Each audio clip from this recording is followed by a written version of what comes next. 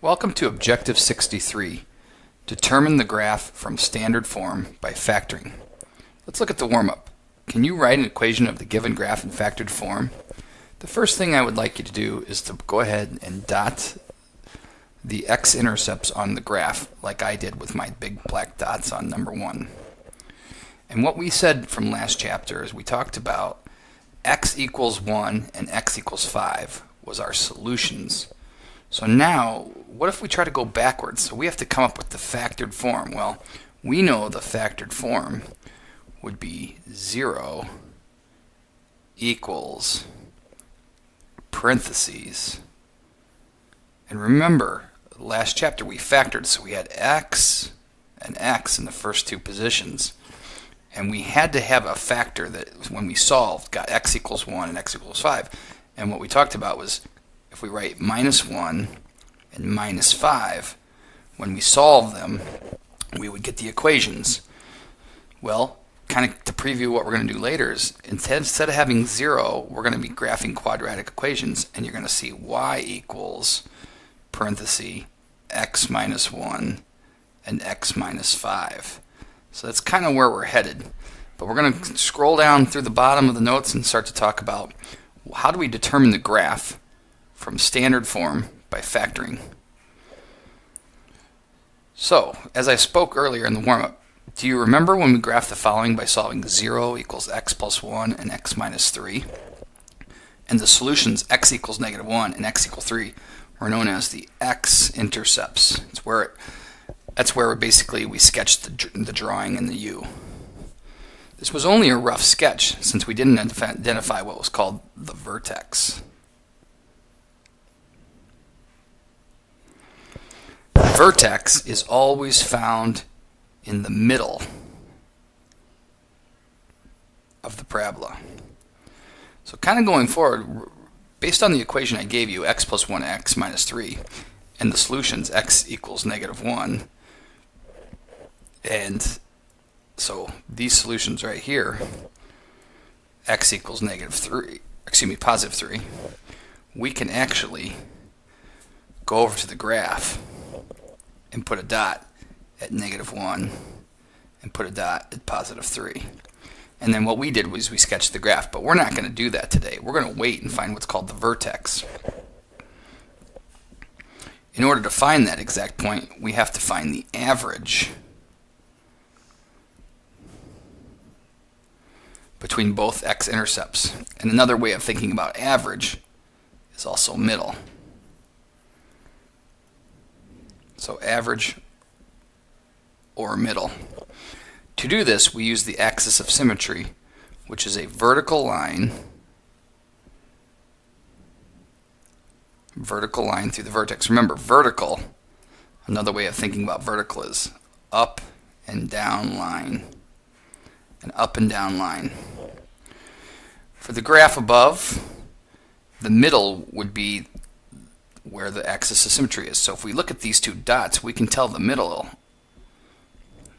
If we draw a dotted line in, that's the middle of our graph. That's x equals 1.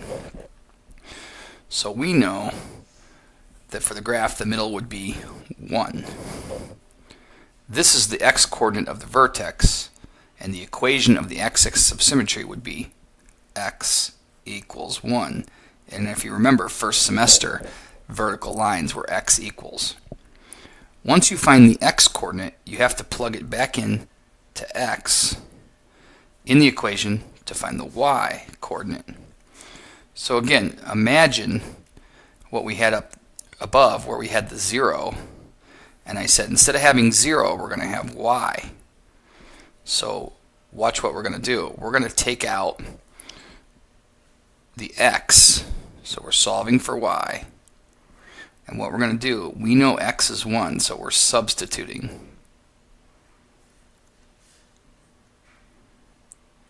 So the thing that we substituted was x right here and x right there. So now we just do the math, and we get 2 times negative 2, which is negative 4. So we know y is -4. So we go up here and we to the graph and we plot. We know the vertex is 1, -4. So we go up to the graph 1, -4, 1, 2, 3, 4. Put a dot. That's where our vertex is. And now we can sketch our graph. And the advantage to this is we definitely know how low it goes on. All right, let's move on. So here is what a problem is going to look like for objective 63. Graph the following. Y equals x squared minus 6x minus 16. So the first thing we have to do is just like last chapter. We have to find the x-intercepts. So we're going to say 0 equals, and we're going to factor. So we have x and x. And remember, we have the factors of 16. So the factors of 16 are 16 and 1, 8 and 2, or 4 and 4. And we have to see which one of those works to get -6. So if we put an 8 here and a 2 here with a minus sign and a plus sign, that's how we would factor. So now we have x plus 2 equals 0 and x minus 8 equals 0. Subtract 2. We get x equals -2. Add 8. We get x equals 8. And now we can go over to our graph and we can plot those. So 8 and -2. Now we have to find the middle. So find the axis of symmetry. So if we count, what we can kind of do is think about that there's, if you look at, if we look and see how many steps there are, there's 1, 2, 3, 4, 5, 6, 7, 8, 9, 10. 10 steps. So basically, let me erase that. We don't want to draw that on our graph. If we count over 5 steps, 1, 2, 3, 4, 5, the middle is so that there's 5 steps on each way. So the axis of symmetry is going to be x equals 3. Now we have to find the vertex. So we go back to our original equation. Y equals x squared minus 6x minus 16. And we're going to plug in x equals 3. See? We're going to take out the x's. Oops. Sorry about that. We're going to take out the x's. And we're going to plug in 3. So y equals 3 squared minus 6 times 3 minus 16. So that's 9 minus 18 minus 16. And you can use your calculators if you want. And you're going to get -25. Now over on the grid, you'll notice that we're going by 1s in the x direction.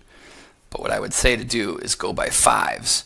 So I would make going down by -5. That way, -25 will actually fit. So when we count down, we'll go 1, 2, 3, 4, 5 would be -25. And we can put a point there. That's our vertex. And now we can draw our graph. And we're done. We've drawn the graph. All right, let's try one more. Y equals 3x squared minus 27. But now you'll notice we didn't give you the steps. But go back through the steps. Find the x-intercepts, so like last chapter, set it equal to 0, factor, pull out the GCF. In this one, remember, you always check that. And then this one factors again. Remember, this is the difference of two squares. And so if we look at x plus 3 equals 0, x minus 3 equals 0, this is x equals -3, this is x equals 3. Now we go to our graph and we plot 3 and -3. And if we look at the middle of 3 and -3, we can see that it happens to be the y-axis. And the equation of the y-axis is x equals 0. So that's our axis of symmetry. Sometimes we'll abbreviate axis of symmetry. And then what we need to do is find the vertex. So we know x equals 0. We go to the original graph. Y equals 3. we substitute in for x, 0 squared minus 27. So we get y equals 0 minus 27, which is negative 27. So to plot this on your graph, I would go down by negative 3. So every unit is negative 3. That'll allow you to fit your graph in what would normally be negative 9. So that'll be now negative 27. Draw your graph, and you're done with your function. Good luck tomorrow. You're going to have to really concentrate and really practice in class because there's a lot of steps. Good luck.